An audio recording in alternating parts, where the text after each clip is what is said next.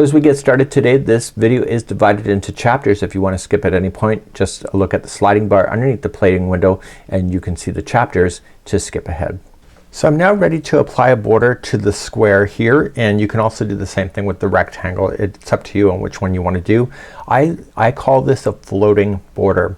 So what I want to do is I want to go through with one round first to make it float, and then the second round is great. Now if you're doing any kind of edging and you want to build it out more, you just got to watch this corner. So I put in 5 half double crochets in the corner to round it off beautifully, but if you want to continually add more to it, you just got to watch how many half double crochets, because it's a shorter stitch. You know, putting in too many stitches in a corner can be a detriment to you. So just keep that in mind, and let's grab our work and let's show you how to do a floating border here. When we go to do the floating border, I want you to turn it so that this chain 2 and this is right here. It keeps it with my diagram. If you start in another row, it kind of looks different. So, or another side. So just kind of look consistently for this. And what we're going to do is that we're going to attach right into the stitch work itself, not to a space, and we're gonna do a single crochet, chain 2, single crochet into that same section. You're then going to chain 2 and then jump over a certain amount of stitches, and then you're going to single crochet and chain 2, and you're gonna do this. And what this is doing is it's helping you to stay in line, so when you do the border it settles down nicely. Once you get to the end, you're going to do the same thing, single crochet, chain 2, single crochet, and then work your way around. Let's do round number 1 of the. So in keeping with my diagram, it's this corner here. So these are going into the space. So you see that it kind of looks different depending where you are. And so that's where I want to look for. So let's grab our yarn, and I want you can do two things. You can either go in to the very end stitch here, right to a stitch work itself, and you can attach it, chain 1, and then do a single crochet in, and then chain 2 and a single crochet. You can do that, or what I prefer, which looks better, is to do a standing single crochet, and some of you do it, you don't even realize you're doing it. So you're just gonna put it onto the hook, go into the same spot and going in. Pull the yarn through, but do not pull it through the first loop. Then pull through 2. That's the standing single. Then chain 2 and then going in. Make sure you go right up over top of this straggler.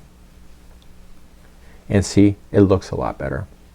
So now you're gonna chain 2, and you need to just jump into between the spaces and single crochet. Then chain 2, and then just pull the spaces apart. You can see them pretty easily, and single crochet.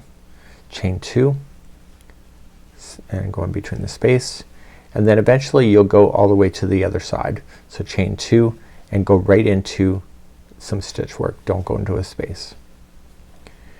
Chain 2 and then single crochet back in so that you can turn. Then continue down, so chain 2 and then just pull the spaces apart so you can see things.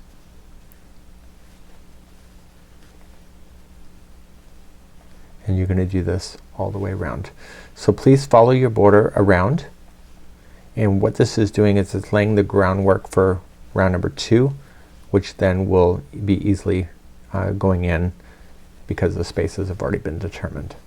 So I'm coming all the way around, going in between the spaces, and then chain 2, and I'm going to single crochet myself to the, or sorry, I'm gonna slip stitch myself to the first single crochet. Okay, so round number 1 is done. So everything is just kind of floating in between.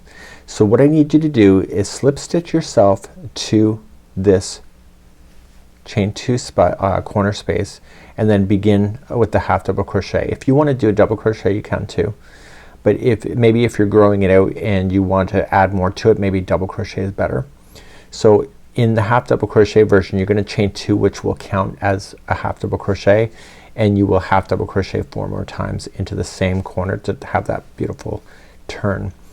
If you would like to build on top of this border, so we'll build more to it, I recommend that you chain 3 and then put 1 double crochet in, chain 2, and then 2 double crochet in, and therefore you'll have a space that will be available that you can build on after.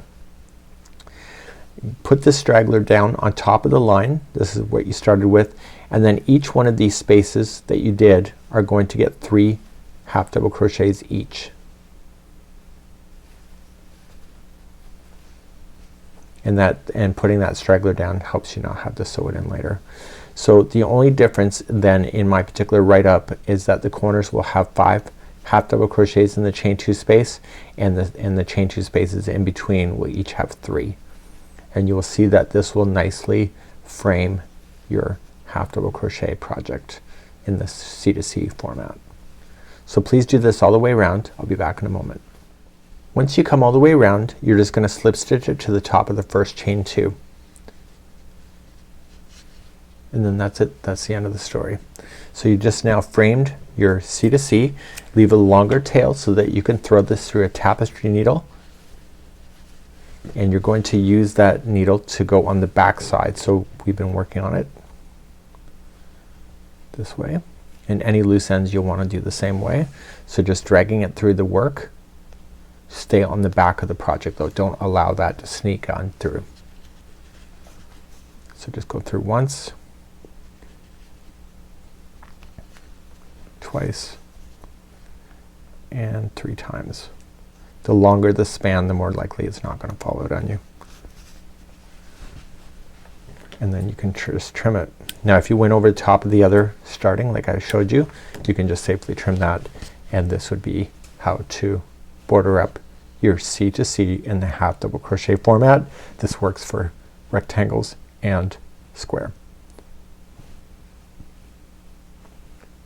Have a good day, and we hope to see you again real soon right here on the Crochet Crowd. Bye bye now.